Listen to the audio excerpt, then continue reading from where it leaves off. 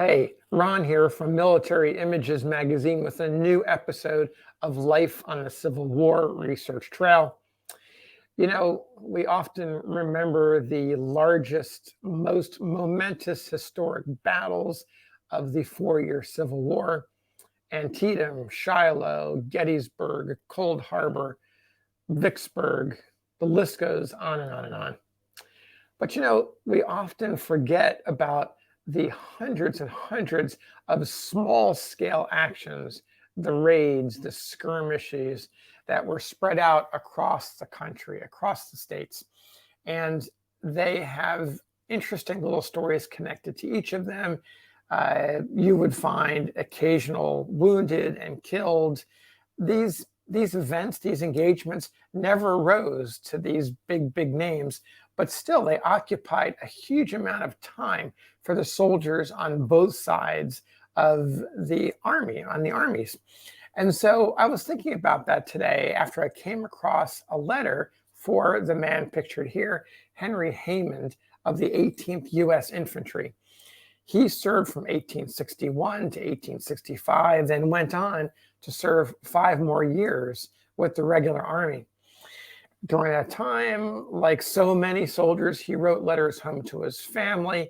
Those letters are sort of scattered around. I found a couple of them online for sale, and this one was transcribed. The one I'm about to read you is transcribed, and it details an action outside of Murfreesboro, Tennessee, on March 2nd, 1863.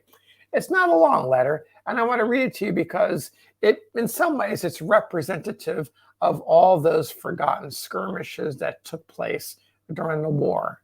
So here we go. Camp near Murfreesboro, Tennessee, March 3rd, 1863. Dear Ma, our brigade was out foraging yesterday and had a brisk skirmish with the enemy's cavalry. We had marched about 16 miles on the Salem Road, and while our regiment was resting, awaiting for the wagon to load a squad of cavalry, charged out nearly to the road and close to the 1st Battalion. A few shots drove them back. A large body of cavalry was then discovered moving off to our left and rear, evidently with the intention of cutting off our return to camp and to capture 8 or 10 of our wagons that had loaded, pulled out to the road, and moved a few hundred yards to the rear. I was ordered to take 3 companies of the 2nd Battalion and protect these wagons. I moved off at a quick pace and had gone but a short distance when the wagon master of the trains came galloping up and informed me that the enemy were fast approaching the train. I gave the command double quick and kept at that pace until I came into plain view of the attacking party. I then halted, formed the men behind a fence, and gave the command, commence firing. A sharp little battle then took place for a few minutes, which terminated in the total rout of the gentlemen who were seeking their rights. They left a wounded horse behind, and we could not tell certainly whether any of them were hit or not, as it was not safe to go to the other side of the field to ascertain.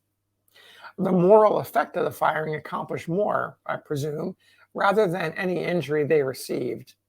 None of my party were hit, although repeatedly fired at. I, being the only one of our party mounted, I observed that the other side paid their respects to me in the shape of bullets very frequently, but I escaped unhurt. I accomplished my object in saving the wagons from destruction and repulsing the enemy. I had 60 men, the enemy over 100. On our return, 2 or 3 sharpshooters pointed about 200 yards from the road, annoyed the whole column exceedingly by their incessant firing. One of their balls passed within 2 or 3 inches of my head.